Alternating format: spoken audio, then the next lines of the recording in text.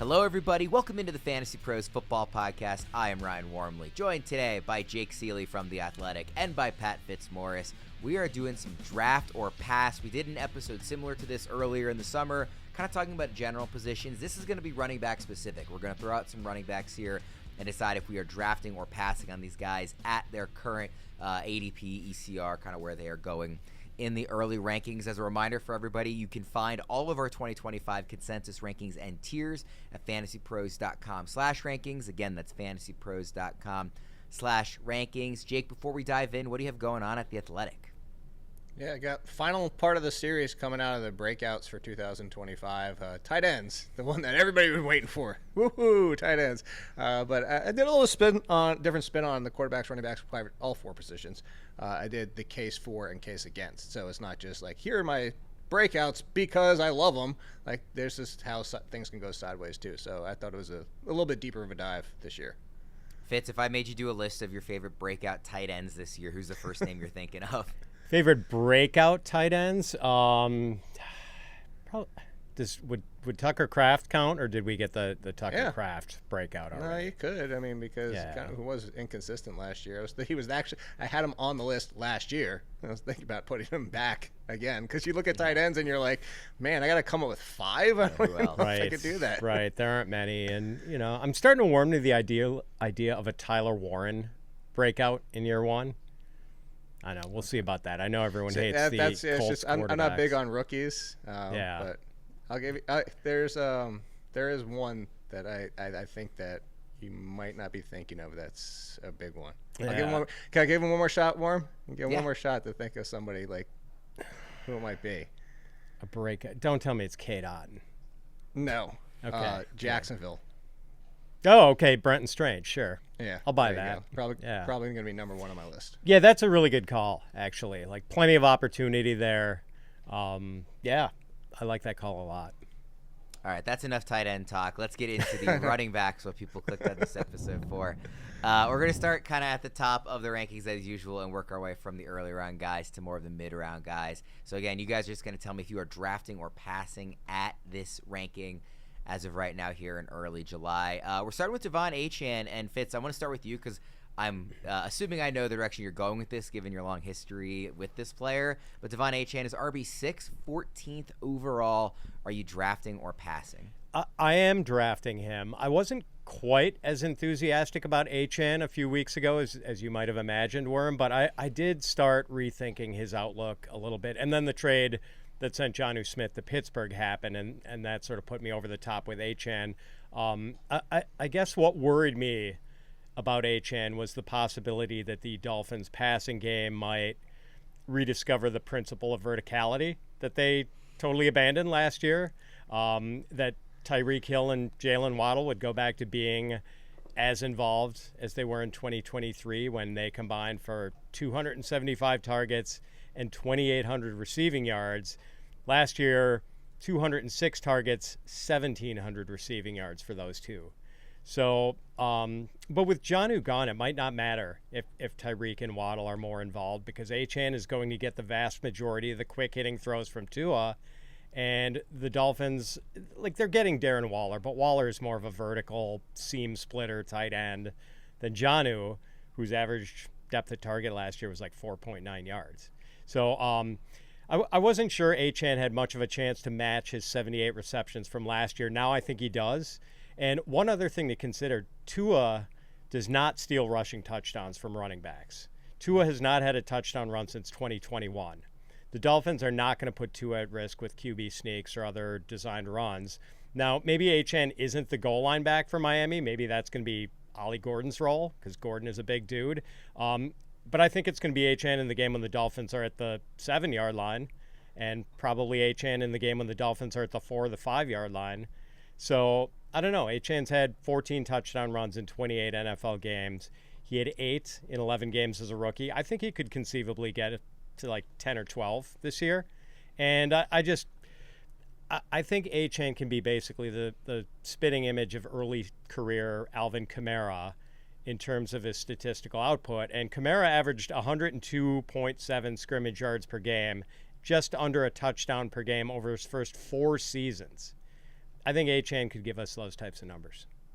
Do you think, so you're drafting him in this range, 14th overall. Do you think RB6 is the right number? Because there's a lot of names in that group, like Genty's RB4, Henry RB5, McCaffrey RB7, that various people like for various reasons. Is RB6 the right spot for Achane just amongst the position? I think it is. I have moved him up to RB5, and I'm fine with RB6. Like, I'm fine with people who want to put Derrick Henry, Christian McCaffrey ahead of him. Yeah, but for me, he's RB5. Jake, what do you think? I have him RB6. I actually moved him up one spot recently with that change that Fitz was talking about.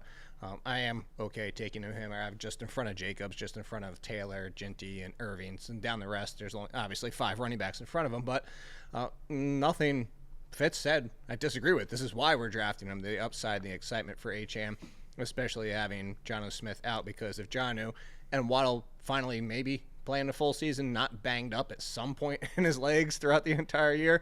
But if all 3 were going to be healthy, then we would have had some concerns. The only concern left remaining, and this is just something to understand when you do draft Achane, is that this could go sideways if Tua's hurt again, because he did not have but of his 6 single-digit performances, only one of them came when Tua was at quarterback. The other 5 were without him, but both when Tua got hurt early in the season, and then when Tua was out for Week 17. So, and he didn't even score 10 points in any of those games. So that's the concern here, is that Achane without Tua, this might be messy. And I know they have, you could argue a backup quarterback improvement this year, but I still would be hesitant just to know that, hey, if you do draft Achane with your first running back, maybe you play it a little bit safer with your second, just because he could have RB2 value for the entire season if there's no Tua. Because at this point, you have to admit that Tua is an injury concern every single year, similar to like a Jonathan Taylor. I know we're talking running back, but just to put that comparison out there. So I'm okay with it, because I think that Achane has RB1 potential if Tua play the entire season. He could be and I don't mean RB1 like that obviously at 6. I mean the RB1 potential, but you're taking him at 6 because of that inherent risk. I feel like, for me personally, amongst the position, I would rather have Henry, because I feel like he has a similar ceiling but a higher floor. Yeah, I'm in front of him. And I'd rather have McCaffrey, because I think he has a similar floor but a higher ceiling. Higher ceiling. Yeah, Achane versus Genty I find to be an interesting one in this tier. I could see myself going either way on that, but that does feel like the right range. So while I don't feel like he's some kind of screaming value where he's going right now, I do think it's the right spot, and I'm willing to draft him there. Full point PPR, you're still taking Henry over Achane? I would. I with an early pick like that, I just would rather have the floor. And even at full point PPR, if he doesn't get hurt, I think Henry's going to have. Yeah, full point PPR, Derrick Henry generally hasn't had a massive drop off in where he ends up. I just think Henry's going to score so many touchdowns if he's healthy, in this offense. I don't think anything is going to change from last year to this year, assuming he stays healthy. So I see that really high floor, and I'd rather have that than Achane, even in full PPR. But I can totally understand the argument against it. Let's go to the next running back here, Kyren Williams. He is RB11, and he's 24th overall in the rankings. In terms of our tiers, to give a sense of it, Achane was right in the middle of Tier 2. Kyren right at the top of Tier 3 amongst guys like Chase Brown, Breece Hall, James Cook, and Kenneth Walker, other guys in that tier. But like I said, RB11, and I'll start with you this time, Jake. Are you drafting or passing? I chuckled because I have him at RB11, and I actually have my RB2 tier, my Tier 2 of running backs, I should have said. I go further than that. I go down to 13. So Kyren's solidly in the same tier as McCaffrey and Henry and all the rest, because let's be honest, we've seen Kyren Williams finish as a top 5 running back. The risk is everything that you say about Kyren Williams is valid, and I don't mean you guys. I mean just everybody out there who the naysayers should be about, volume reliant, efficient, lack of it. Just has to do with the McVay system, blah, blah, blah. What if McVay starts using somebody else? Although I've been on this podcast, you guys both know this. I think we did it together a few weeks ago, where it's every single year Sean McVay is drafting a running back on day 2 or day 3, and every single year he's talking somebody else up. You can copy paste Blake Corum for Jarquez Hunter, and you can copy and paste those running backs for the previous ones, talking to the next man up, the next man up, the next man up. I don't think McVay is all of a sudden going to start going to a committee. Is there a chance that the contract situation doesn't work itself out? Because that's the positive, is that it sounds like they want to get a contract done. But if not, then does that lead to potentially 2 bad games in a row, and then McVay does pull the rug out? Because that's the one thing that I will say is, I don't believe he's going to go to a committee, but the one risk with McVay is that after 2 or 3 bad performances, he might turn to the next person. And it's not that I'm talent threat of Corum or Hunter necessarily. It's just that I don't think you have to be a top 5 running back in McVay's system to put up top 5 numbers. And that's the risk, is that he goes away from Kyren for a game, and whoever he turns to, Corum or Hunter, do great because it's McVay's system. They put up a top 10 performance, and then it's immediately changed from there on out. But that's why he's a back-end RB1 and not top 5, because that's why I put him in this tier. His numbers, if you said of McCaffrey, Henry, Achane, and down the list, and everybody, like, Kyren's right in there at the top of this tier at the end of the season if he doesn't have the job lost, it wouldn't be a shock to anybody. We're just scared that he's going to lose the job. I think, Fitz, that Kyren is an interesting example of the type of player I've talked about before on this show, where I think the ranking is probably correct, but I still don't anticipate drafting a lot of him, and I think I would just rather wait and get Chase Brown is going lower than him, Kenneth Walker, a little further down, lower than him. I think I'd just rather wait than take him, even if I think RB11 is about the right spot for him. Are you drafting or passing Kyren there? Yeah, the thing is, Worm, like, if you wait, I mean, Kyren is going around that round 2-3 turn. So you're waiting until the round 4 or round 5 turn, and maybe those guys aren't really available. So I'm actually drafting him here. Kyren has finished RB2 and RB8 in a half-point PPR fantasy points per game the last 2 years. He was third in the NFL in rushing attempts last year, only behind Saquon Barkley and Derrick Henry. And over the last 2 years, Kyren has scored 31 touchdowns in 28 regular season games. I know Kyren wasn't very efficient last year, and it's a little scary to invest in him when the Rams keep drafting running backs. I mean, first Blake Corum last year, then Jarquez Hunter in this year's draft. But I do think the risk is sort of baked in at this price. Kyren at the 2-3 turn, like say you start with Jamar Chase at 101, you can maybe get Kyren and JSN at that 2-3 turn. Like, yeah, I'm in for that. I'm in. At that 2-3 turn, Jake, are you looking at Kyren, or are you looking at like receiver or one of these early tight ends or something else? Most likely, if I'm at the 2-3 turn, probably running back, wide receiver, because you're saying like the 1-2 spot. I probably lean Chase, maybe even Jefferson. You know how my feelings are with the running back situation. I'd rather be at the back end of the first round so I can get a McCaffrey or a Henry or Achane or something like that. But because there's a good chance if you're talking about at the turn, whether the first or second pick, I probably went Chase or Chase Jefferson or whatever it might be. So I do want to, my inherent draft strategy is to get a running back in my first 2/3 rounds, depending on where I'm picking. I'm not going to be beholden to it as in the fact that 10, 11, 12 running backs go off the board. And as Fitz is saying, we're already blown through Chase Brown, and now you're talking about I have to take Chuba Hubbard at that spot, which I don't hate Chuba Hubbard, just not at the 2-3 turn. I'd rather take him at the end of the third round. So I could see myself falling into a wide receiver start, depending on how the board falls. But if Kyren is there, I would smash draft that. It's a good point by you guys and Fitz on the idea of, like, even if I might like Walker at RB15 better than Kyren at RB11, chances are I won't be on the clock with both of those as options. Right. So it's a fair point there. And when you're thinking about your own draft strategy, you can master your draft strategy by testing it out in minutes using our draft simulator. The draft simulator allows you to practice quick and fun, realistic mock drafts based on your league settings in minutes. Sync your league for free and try it today at fantasypros.com/mock or download the Fantasy Football Draft Wizard app. All right, next running back up here, somebody who I think there will just be a lot of conversation about this player, I think, in the next 2 months on our show, on other shows. He's just an interesting player who was a first-rounder a year ago and who is now, down to RB13, 33rd overall towards the back end of the third round. And Fitz, that's Breece Hall. Are you drafting or passing on Hall where he's going? Even though the price is coming down, I'm passing. I don't love fading talented players, but I'm just not that interested in spending a third-round pick on Breece Hall. Aaron Glenn has said repeatedly that the Jets are going to use all of their running backs this year. He just keeps saying that over and over. So it seems like it's going to be a committee with Breece Hall, Braylon Allen, and Isaiah Davis. And I also wonder how much pass-catching upside Breece Hall is going to have with Justin Fields, a mobile quarterback whose running backs did not catch a ton of passes when Fields was in Chicago. I mean, that's normally one of the things that makes Hall appealing. He's had, it was 57 catches last year, 76 the year before that. I don't know if he's getting to 50 catches this year with Justin Fields. And Hall had a really good, he had trouble against good defenses last year. He faced 4 run defenses that were top 10 in DVOA against the run. He averaged 34.8 rushing yards per game, 3 yards per carry in those 4 games. So just a collection of things about Breece Hall that are kind of troubling me. I'm just going to draft around him, I think, this year.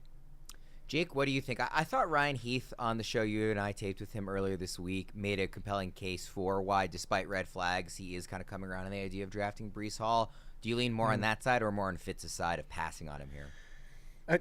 At cost, I'm with Fitz. That's actually why I chuckled when he answered, because I'm figuring out what point we're going to actually disagree so far in this show. But I actually have him a few spots back at running back. Not by much, but because of that, there's other wide receivers, including his teammate, that I would take in front of him. I actually have him more as like a back 4th-round pick than in his range. So it's not that I'm completely out on Breece Hall, just the names he's going around, especially at wide receiver. But to bring up what you said with Ryan, too, everybody talks about Tanner Engstrand and being able to improve the passing game and everything like that. Well, coming from the Lions, you could kind of create your own narrative to back up what you're saying. I'm not saying that's what Fitz is doing. I'm just saying for everybody out there. For Engstrand, coming from the Lions, well, what did they do? Use 2 running backs. But at the same time, the passing game coordinator passes to the running backs. Well, you could say, who's the better pass catcher between Hall and Braylon Allen? It's Hall. So does he become Gibbs and Allen becomes Montgomery if he follows the Lions' plan? I put that kind of in quotes. Like, is that what we're going to see? But at the same time, Justin Fields is going to take his own. Justin Fields, Fitz just brought it up, and there's that conversation too. Is like, is it the chicken or the egg? Is it the fact that Justin Fields doesn't throw a lot to his running backs because of the collection of talent he had at running back over the years? Or is it just that's not who he is? And I think it's a little bit of both, honestly. But all that being said is I actually come down the middle on both of those statements. Like, I think Justin Fields can throw more to his running backs, but I don't think it's going to be Drew Brees-esque level where he's targeting them all the time and that's just they're running routes all the time. At the same time, I think you could also see Engstrand improve the game, but also have both running backs involved. And this is just not even accounting for also Fitz is right. Isaiah Davis, I thought, was one of the better values in the draft class, and I hated that they got Allen and Isaiah Davis in this backfield, which all leads to that's the risk of Breece Hall. So you tell me 1 round later, I'll buy in. But at this price, just because I don't think it's associated enough risk with him, I'm probably out. I feel like, and Fitz, I'm curious if you think this is a sound strategy. Like, I will be comfortable if I miss out on Breece Hall because I pass on him in the 3rd round.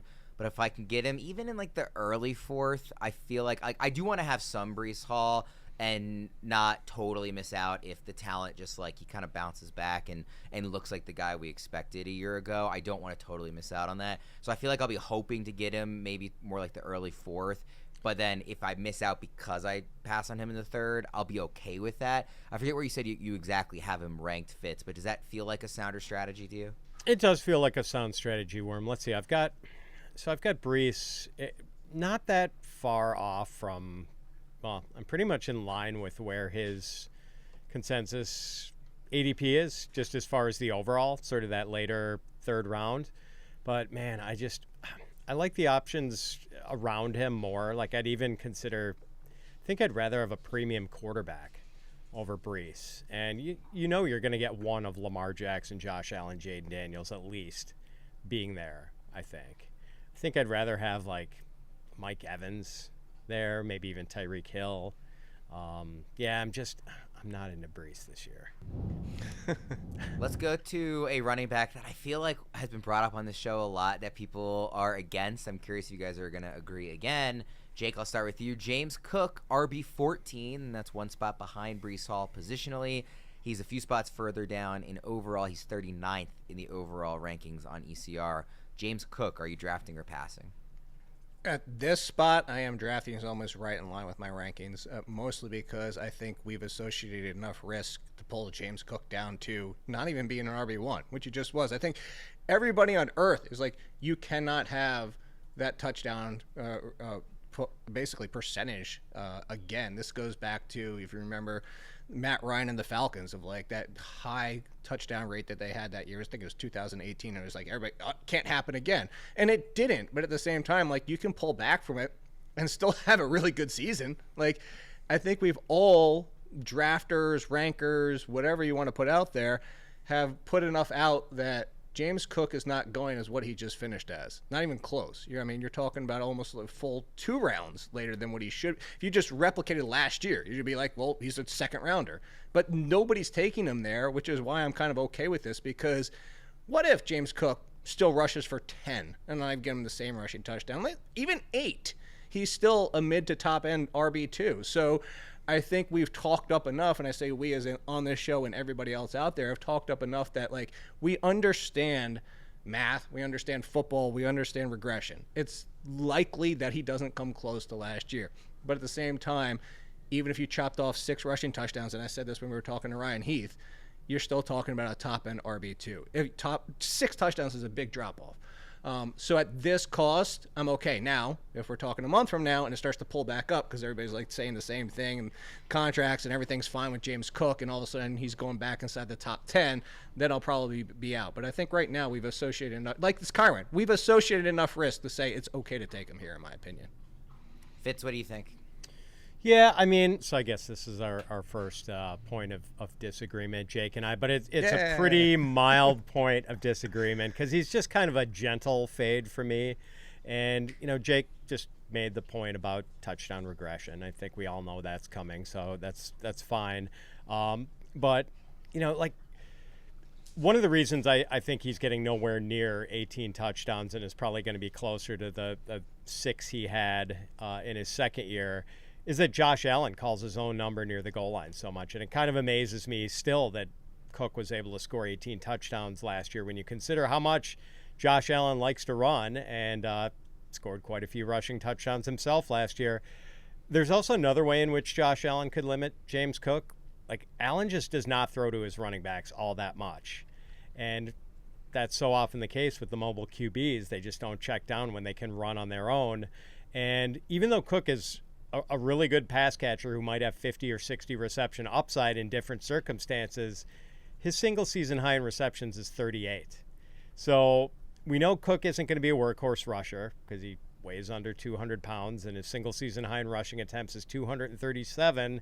And at least for the time being, we also have to worry about this contract impasse Cook has where he wants a new deal and the Bills don't seem inclined to give him one.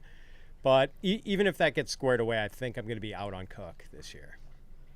I'll just say, real quick, you completely chop his touchdowns in half, he's still RB 16 to 18. And RB 16 overall, RB 18 in points per game. So that's why I'm saying, like, maybe he needs to go another spot or 2 later, but that's like even dropping it in half, he's still top 18, whatever you want to count him as. What is the point, Fitz, that you would take Cook? Because I know you've been fading him throughout draft season. At what point would you say, no, this is the time to pull the trigger? I mean, I'm not that far off. So he's RB 14, 39 overall. I've got him RB 15, 42 overall. Yeah, so it's just I like a few other guys in that range a little better, and I'm probably picking like let me see who I've just in front of him. There's a group of 5, I feel like, and for while you're looking, Fitz, I kind of like Cook, Kamara, Hubbard, Hall, and Connor. Like, I feel like those 5 are all like kind of that group of, wow, if everything goes right, they could be top 10, but they have the risk to fall to like into the 20s. Yeah, that's fair. I mean, I think the guys I'm taking just ahead of him in that range are like Kamara, Terry McLaurin, Tyreek. Would you take Hubbard or Cook? I would take Cook. I've got Cook ranked just ahead of Chuba. Nothing beats relaxing on a hot summer day and watching baseball, and the simplest way to get in on the action is to download the Pick 6 app from DraftKings. It's crazy simple. Just pick more or less on the stats for 2 or more of your favorite players, and boom, you're in the mix for big cash prizes. No gimmicks, no weird rules, just ball. Nail your picks and you're heating up. Pick 6 brings upside with payouts up to 500 times. Pick 6 is live in a ton of states: Texas, California, Georgia, Missouri, and lots more. Don't settle for a smaller payout. Switch to Pick 6, and right now, new customers can take advantage of a special sign-up offer. Pick 6 from DraftKings is the most fun way to play fantasy sports. Download the DraftKings Pick 6 app now and use code FANTASYPROS. That's code FANTASYPROS for new customers to get a special sign-up offer. Better payouts, bigger wins, only with Pick 6 from DraftKings. The crown is yours. All right, guys, let's go to the mid-round running backs here. James Conner's first up, just kind of alluded to by Jake there. He's RB19, 50th overall, drafting or passing. I'm drafting Conner there. He was RB11 in overall half-point PPR fantasy scoring last year, RB14 in fantasy points per game. I mean, maybe there's a greater injury risk with Conner than with other backs, but he did play 16 games last year. Cardinals' offensive line is actually pretty good. They ranked 9th in the run blocking metric adjusted line yards. Conner contributes as a pass catcher. He had 47 receptions last year.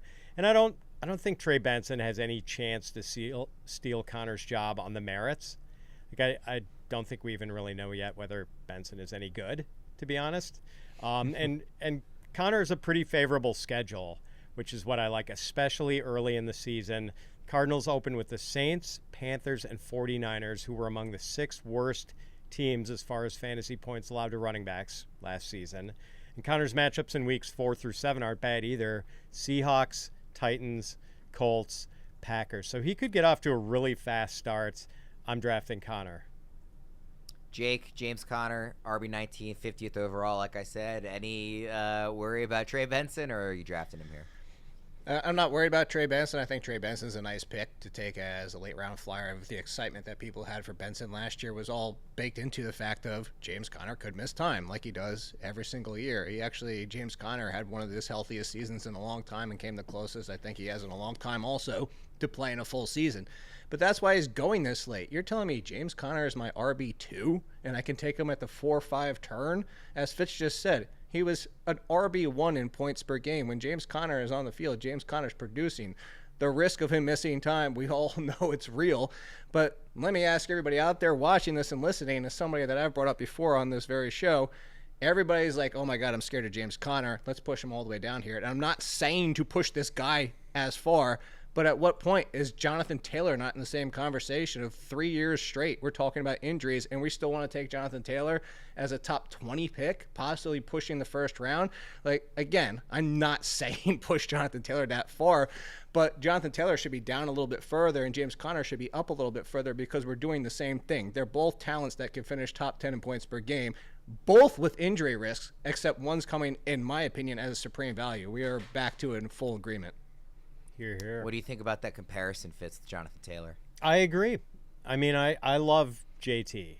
You know, I'm a Wisconsin guy, so I will cape up for him. I do think he's one of the best pure runners in the game. But yes, like, these ankle injuries have become problematic for JT, and I'm sort of baking that into where I rank him. The next mid-round running back here, David Montgomery. He's RB21, 55th overall, so a very similar range to James Conner. Jake, I'll start with you on this one. Are you drafting or passing David Montgomery? Yeah, I'll make mine a little bit quick this time because we just talked about him on the previous show that you mentioned with Ryan Heath. And in this range, I'm out on David Montgomery. I am in mid-20s, and I know everybody in the comments are coming for it like, it's good. David Montgomery was actually top 15 in points per game, which is fine. And I get it. I understand. But, we're just assuming that everything's going to be just as good as it's always been for the Lions. Ragnow, one of the best in the league, is gone. They have issues to concern with the coaching staff and the offensive line. And I'm not saying they can't be the Lions again, but you have to accept the fact that there is some risk. And you're talking about some risk for the second piece. That's the thing, is he's the RB2 on the team. He's not the RB1. So I'm just never going to take a timeshare running back, which, as great as he is, I'm not discounting David Montgomery and how great he's been at all, but I'm just never going to take a 2 as a near top 15 price.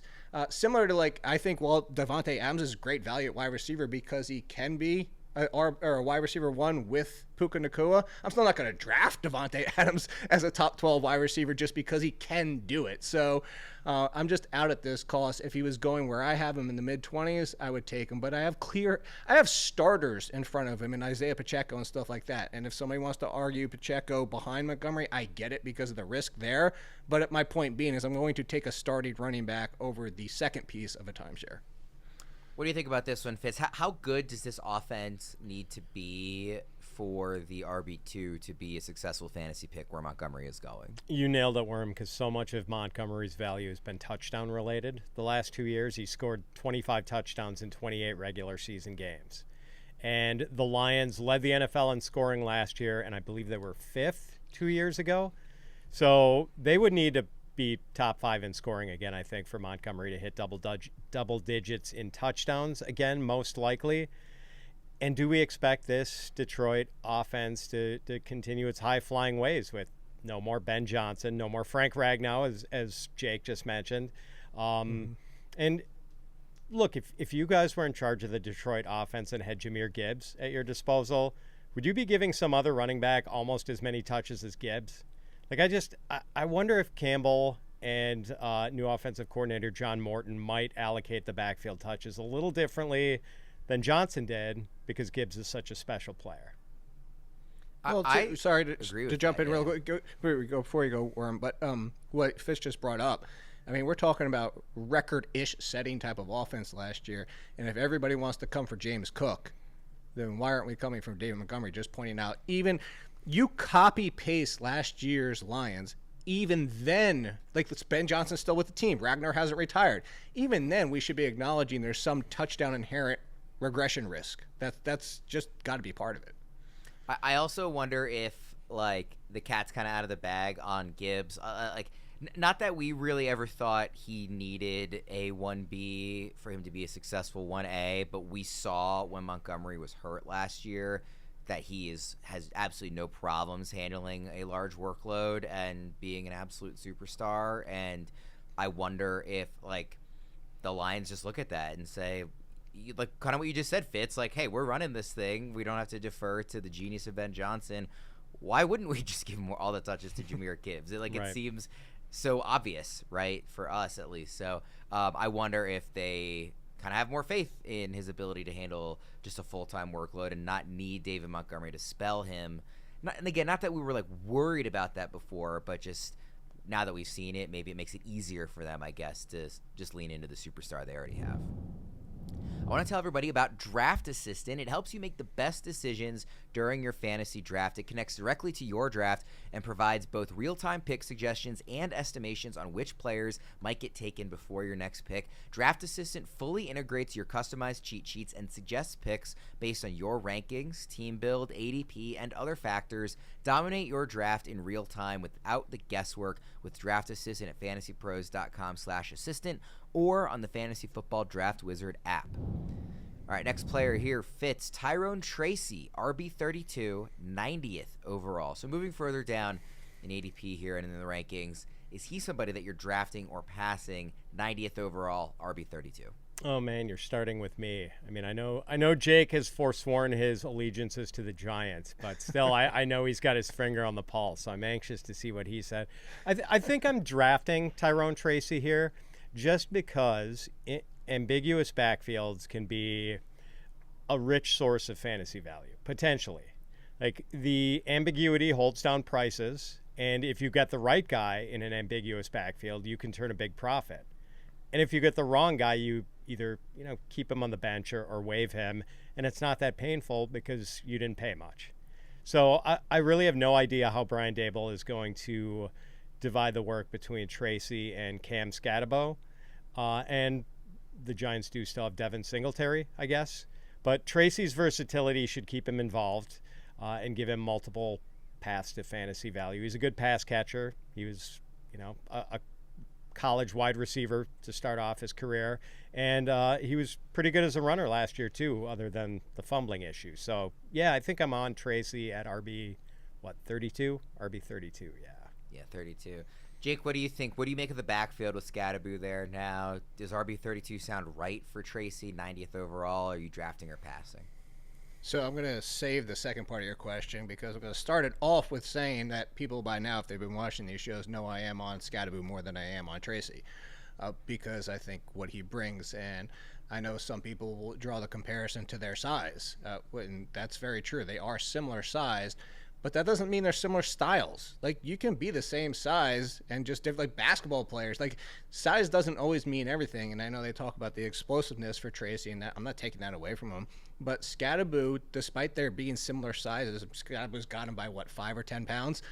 He is between the tackles better runner. He is somebody that when you watch him play, you can see the difference between how they run. You can also see the difference of how their legs are used and they churn, that being Scadaboo's.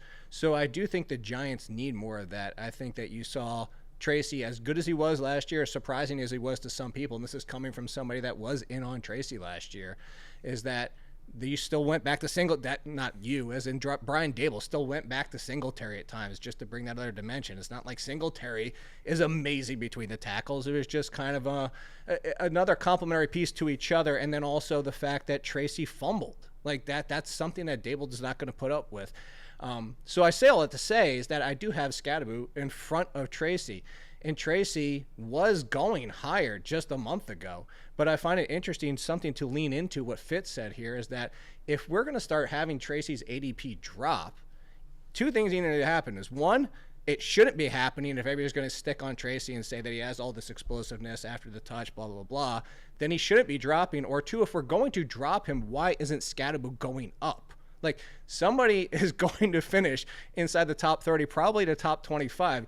Can't be both ways. Like, you can't drop Tracy and just leave Scadaboo way down there by like RB 39 or 40. That makes no sense. So I'm presenting all that to say is, as much as somebody that's on Scadaboo over Tracy, at this price, I'll draft Tracy too. I think it's very similar to, you can make the argument to the Steelers situation where, heck, it's going to frustrate sometimes, but maybe both of them just have fringe RB2 value, and you're starting either one of them as your flex running back a lot of weeks. Jake, just to be clear, you would not ever want to have both of these guys on your roster, would you? No, yeah, no. I mean, because it doesn't seem like it's going to be an either or. It seems like it's going to be both to some degree. But at least Tracy at 39, and if Scadaboo's not going to come up, or 32 for Tracy, and Scadaboo's going to sit down at 39 or 40, I'm not aiming to do it. I don't want to do it, but I would take both at the cost, and then, hey, guess what? Maybe one hits, and then the other doesn't. But at least at that cost, you're talking about 2-round separation of them, that in that range, as you brought up as one of your main points, and I'm not saying you're arguing me, I'm echoing your point, is they are bench pieces. If one of them ends up taking a clear lead, even if it's Tracy, you're going to benefit because they're bench pieces. Yeah. Let's go to one more mid-round running back, Travis Etienne. He's RB34. Jake, I'll start with you on this one. 95th overall, draft or pass? I'm drafting. I've been on Travis Etienne saying that he was a top 5 running back just 2 years ago, and I know a lot of that happened in the first half of that season and hasn't been very pretty since. But I also look at this backfield, and there's going to be a running back that we talk about at some point that I'll save for this that I don't think is a factor in this backfield.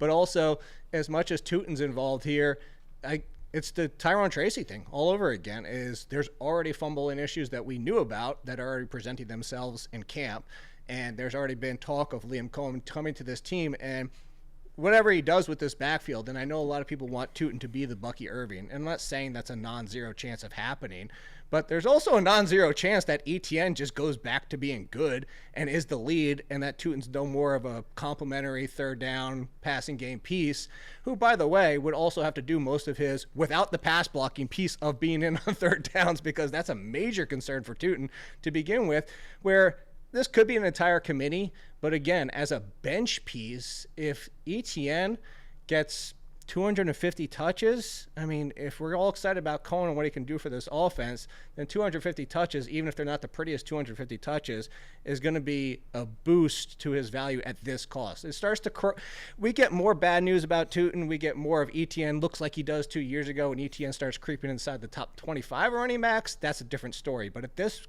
price, again, it's a bench piece. I'm going to gamble on the bench piece that, as of right now, is the leader in this backfield. What do you think, Fitz? You know what I said about leaning into ambiguous backfields? Well, I'm really not doing that here with Etienne, and it's weird because I mean, man, like Jake said it, there was that sort of cutoff point for Etienne in 2023 where he was fabulous for the first half of that season. He was averaging like 20 PPR points a game, I think, through the first 7 or 8 weeks, and then just kind of a downturn, like not a go over the cliff downturn, but just clear downturn. He went to like 13 PPR points. He was sliding down a hill. At least. Yeah, definitely. And like last year, he was just objectively bad. Like 3.7 yards per carry. He only forced 17 missed tackles all season. He averaged minus 0.28 rushing yards over expected per carry.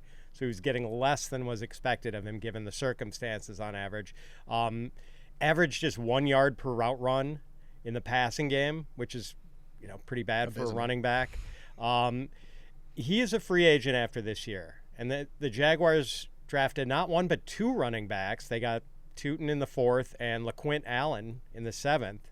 The Jaguars still have Tank Bigsby, who's coming off a pretty strong year where Tank's efficiency metrics just blew Etienne's away.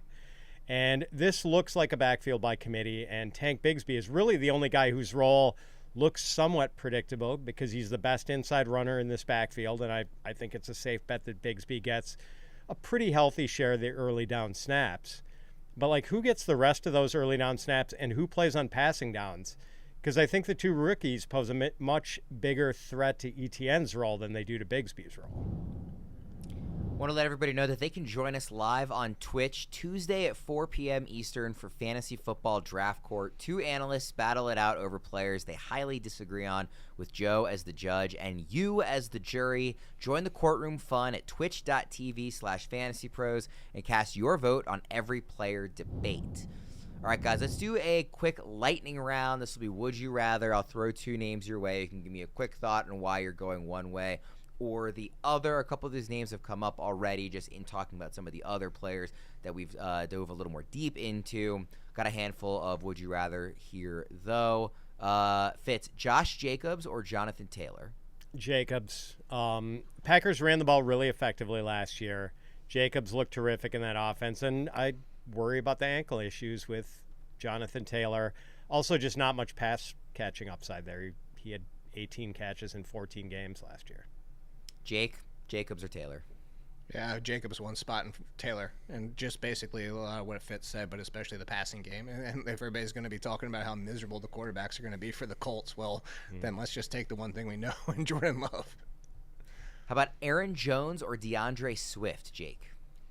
Oof. Can I pass? At cost, I'm going to take DeAndre Swift. I think that Jordan Mason is a serious threat to Aaron Jones. I don't mean just like if Aaron Jones gets hurt. I think we're seeing the Aaron Jones kind of downturn at this point of his career where I think Swift is a risk, but at least I don't expect Swift to get 65% of the touches. I think like Swift is just going to be the lead of a timeshare, whether it's Johnson or Monangai with him, but I think I'll take Swift given off the fact of the cost between the two. Fitz? I'll take Jones. I think he's still good, and he gets a boost playing in Kevin O'Connell's offense, running behind a refurbished offensive line. The Vikings really made some major repairs in the middle of that line. I'm still not entirely sure how good DeAndre Swift is, and it seems like we should know that by now. And there are just a lot of unknowns with the Chicago offense under Ben Johnson, so I'll take Jones. But yeah, like, I don't know. Do you guys feel like definitively that Andre Swift is good? I don't think we know. No, I think he's above replacement, but I do think that Ben Johnson. And look, I know everybody talks about what happened with him with the Lions, but the one thing that was telling is at least he's going to be the pass catcher. That's the good news here. That's why I would take Swift. Joe Mixon or Kenneth Walker, Fitz? No. A Walker. I mean, if he can stay healthy, he is going to thrive in Clint Kubiak's system. Like, it's a system that's heavy on outside zone, and that is right up Walker's alley. Mixon is just a total stay away for me this year. Like, Houston's offensive line might be the worst in the league, and now Mixon has competition for touches with the signing of Nick Chubb and the drafting of Jaquavius Woody Marks. Jake? I like that you included his entire name, and this is Walker by a mile for me. This is super. Like you said, by the way, staying healthy. Well, somebody's not healthy right now, and between the two of them, that's Joe Mixon. Travion Henderson or Caleb Johnson, a couple of rookies. Jake, who would you rather? Oh, I got Travion Henderson by a big gap. Actually, there's a section we were going to talk about the players that we're targeting heavy in draft, and I would have said Travion Henderson, but I've said him way too much at this point. I'm going to have a ton of Travion Henderson this year. You know how I feel. I think he's explosive. I think he can do so much, and I know people are worried about a timeshare. I'm not that worried about Ramondre Stevenson, Antonio Gibson, and the rest. And even if, I brought it up before, James White, oh, by the way, the last player without a 210-touch season to finish as a top 15 running back in what? The Patriots offense with a very similar system to what they're running back there because they're all back again in McDaniels. So I don't need Travion Henderson to have 270 touches to have top 15 value. Fitz? I mean, for me, it's much closer. I also have Henderson ranked higher, but only by one spot. Because I could see Caleb thriving. Like, they're just going to cast him into this vacated. Yeah, exactly. And Does it make you feel better that I have him in the same tier? I just have Henderson as the first in the tier and Caleb Johnson the last of the tier. Totally fair, Jake. Yeah, I mean, like, I do feel this could go either way. I could see Caleb having a 10-touchdown season, but I have to give Travion an edge because I think he's going to be much more involved as a pass catcher than Caleb Johnson will be. How about Quinshon Judkins, another rookie, obviously, or Isaiah Pacheco, Fitz? Oh, man, another tight one for me. I've got Pacheco ranked RB28, Quinshon RB29. I'm giving Pacheco a mulligan for last year. Came back from a fractured leg in less than 3 months. So not surprising that he was kind of a shell of himself when he came back. I have so many questions about the Cleveland offense, and I actually think Dylan Sampson, like, it annoys me to no end that the Browns took like 2 running backs I loved from this class, and they might be competing for touches. Jake? Yeah, I'm the same on this one, mostly because Judkins not only has Sampson, but we're just already casting his side Jerome Ford, which deservedly so. If you're going to talk about pure talent, but it's not like he can't be a factor. But let's also just go back to one thing. If you're going to take the leaders of both teams, assumingly Pacheco and Judkins, who are you going to take? You're going to take the better offense. So if we're going to risk on Pacheco bouncing back, everybody knows that I like Brashard Smith as a passing game weapon, but if Pacheco looks anything like he did pre-injury, and for Fitz, weren't you the one that even said that, like, if Pacheco would have never played last year, wouldn't we be ranking him higher because it would be the unknown of the optimism? Like, we would have rather not see him look bad last year than to see him. So I would take Pacheco just because if he's anything like he was pre-injury, you're going to take him on that team. Yep. Last one here in the lightning round. Jake, starting with you. Ramondre Stevenson or Javonte Williams? Javonte Williams, like I just brought up, is mostly because of the Travion Henderson thing. I think that they've been looking for a reason to get away from Stevenson, and Stevenson looked pretty awful for good portions of last season. Not the entire year, but good portions of it. So much so that Antonio Gibson was getting to start over him. We saw when that happened. So I'm going to take the chance. Javonte Williams, we brought it up with the show that we did with Ryan Heath. If he's anything like he was pre-injury, but the good news is he's not even going as a top 30 running back. So he doesn't look good in the first 2 or 3 weeks. You drop him and move on. The worst thing that's going to happen with Ramondre Stevenson is he stays part of the timeshare, and then you're just holding him on your bench and be like, well, maybe he can pull back. No, you can just draft Javonte, and either you get the answer or you move on, which is probably the more appealing part of not having to deal with Ramondre Stevenson. Oh, yeah. I am all over Javonte Williams at his current cost. Fitz, would you rather have Javonte or Ramondre? Javonte. I mean, Ramondre is now clearly the second best guy in the New England backfield behind Travion. And Javonte, he says he's just starting to feel like his old self after that knee injury in 2022 where he tore his ACL and LCL. If he's back to 100%, it's possible he takes the lead RB job in Dallas and just runs with it. All right, we're going to wrap up the show with one running back from each of you that you are drafting everywhere and one running back from each of you that you are fading everywhere. Fitz, who is your must-have that you are drafting everywhere? All right, I think I'm going to get an amen from Jake on this because it's Jordan Mason. Just heard Jake say that he'd rather have Mason at cost than Aaron Jones. I'm actually interested in both of the Vikings running backs, but at their respective costs, I do think I like Mason a little bit more. His ADP last I checked was RB35. Mason is just a really good fit for the Vikings. Another team that runs a lot of outside zone, which is totally in Mason's wheelhouse. And let's not forget how good Mason was filling in for the injured Christian McCaffrey in San Francisco early last season before getting hurt himself. Mason averaged 107 rushing yards for the 49ers over their first 5 games. And I think Mason could have some standalone value this year, and he would absolutely become a winning lottery ticket if anything happened to Jones. Yep. Jake, who's your must-have running back you're drafting everywhere? Somebody also got hurt last year, but also a lot of people were excited for and then just didn't hit for multiple reasons. But Jaylen Wright, we're all just, Raheem Mostert's gone. The backup job is his, and it's not just going to be a backup job. If everything's right with the Dolphins, Wright is going to be used weekly where, maybe you fill him in at a flex spot depending on your buys or injuries or whatever. And if anything were to happen to Achane at this point, which he's been nicked up a few times already through his career, I think Jaylen Wright's excitement from last year should not have been forgotten for this year. Where he's going right now is honestly criminal. It's just the upside for him is clearly top 20, if not more, if something were to happen to Achane. Fitz, who are you fading everywhere? We touched on him a little bit earlier. He took the layup. it is a layup. It's Joe Mixon. I mean, it's just the Texans have a bad offensive line. They have not gotten that line much help in the offseason. They brought in Nick Chubb. They drafted Woody Marks. Mixon is about to turn 29, so the age cliff is starting to loom. I'm just staying away. Jake, who are you fading everywhere? It's funny, earlier Fitz brought this player up, and he talked positively, but we disagree on the final player a little bit. I'm just out on Tank Bigsby, and mostly because I just don't know that if everything even hits, people bring up the whole changing of the coaching situation, the pass catching option. Well, even as bad as Rachaad White was, he was still used in the passing game, for that being for the Bucs, where I just don't see a lot of value in the non-pass catching running back. Bigsby's role might be secure. You might be completely right about that, Fitz, because LaQuint Allen, I think, actually has some Rachaad White similarities to his game to bring him up in the fact. But I think that you're seeing that it's the Etienne that can do it all, but basically we haven't seen that Etienne in a while.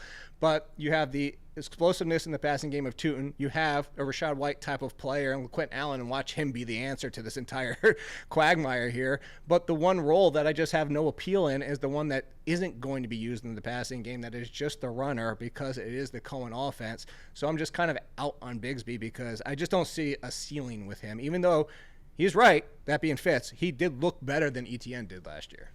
But I agree with you, Jake. I'm not really necessarily I think Bigsby is going to have a set role in the offense. I just don't think it's really a fantasy relevant role because he is a complete zero as a pass catcher, and we don't know that he's going to be like a 10 touchdown guy either. We can't assume that he's going to get a lot of touchdown opportunities. Right. All right, we'll go ahead and wrap things up there. A lot of different running back names we hit on in this episode. Hope everybody appreciated it. For Jake and Fitz, I'm Ryan Wormeli. Thanks for tuning in. We'll see you again next time.